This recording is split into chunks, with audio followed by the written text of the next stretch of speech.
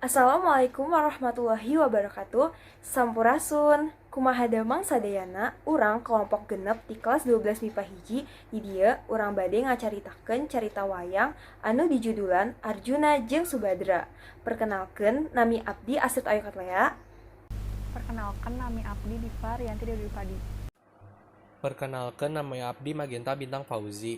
Perkenalkan nami abdi Maitri Angel Ambarita. Dicaritakeun Arjuna mangrupa putra bungsu ti Prabu Dewanata sarta Dewi Subadra putri ti Basudewa di Karajaan Surasena Aranjeuna. Geus kenalami dugi Aranjeuna tungtungna boga rasa cinta nu sarua. Tapi Dewi Subadra teh teu terangan yen Arjuna teh cinta ka Dewi Subadra. Jeung sarua oge teu terangan Dewi Subadra gaduh parasaan anu sami. Samemeh cintana ditepikeun kaburu aya tugas di karajaan anu tiasa ditinggalkeun anu tungtungna Arjuna. Sareng Subadra dipisahkeun nepi ka sababaraha tahun lamina. Dugi hiji poe Dewi Subadra ngadangu warta yen Arjuna dijodohkeun sareng Drupadi. Ngadangu warta eta Subadra gancak indit ka karajaan Indra Prasasta kalawan rasa keheul ka Arjuna, tapi Subadra datang ka karajaan ku cara anu bener sebab jodohna Arjuna teh sobatna sorangan nyaeta Drupadi. Anjeunna kacida bagerna pisenengan loba jelema datangna Subadra ka karajaan ditampi ku pinuh kabagjaan. Dugi hiji poe, Drupadi sibuk iinditan kaluar istana. Nah, di dieu teh aya kasempatan Subadra sareng Arjuna teh papanggih nepi ka aya obrolan juga kieu. Kumaha kaayaan Dinda di Madura selama ieu? Abdi teu nanaon kanda. Aya naon Subadra datang ka istana? Dinda ka dieu bari minta penjalantian jeung Arjuna. Jelasan naon Subadra?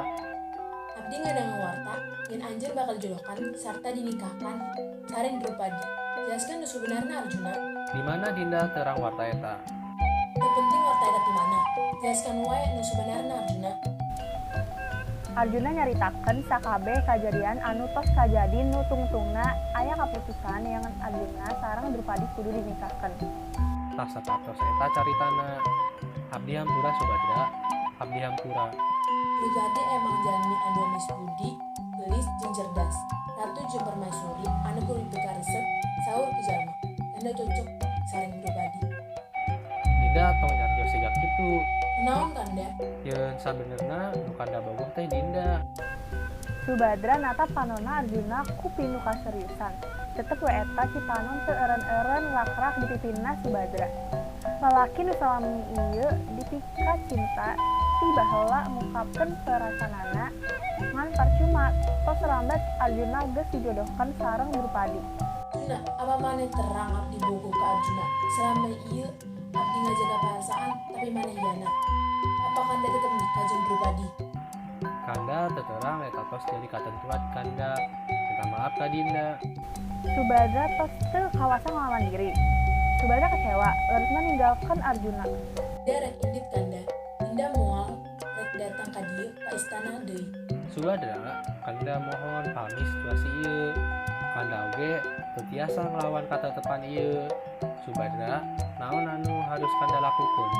Kanda dangukeun hati nurani kanda sapertos Dinda ngadengeukeun hati nurani Dinda sampai Dinda ngawanikeun diri datang ka istana. Arjuna cicing anjeunna teu mampu ngomong nanaon deui. Dinda pamit kanda. Sakitu penampilan carios wayang Arjuna serta Subadra ti jumplukan urang. Kirang langkungna menta dihapuntenkeun. Wassalamualaikum warahmatullahi wabarakatuh.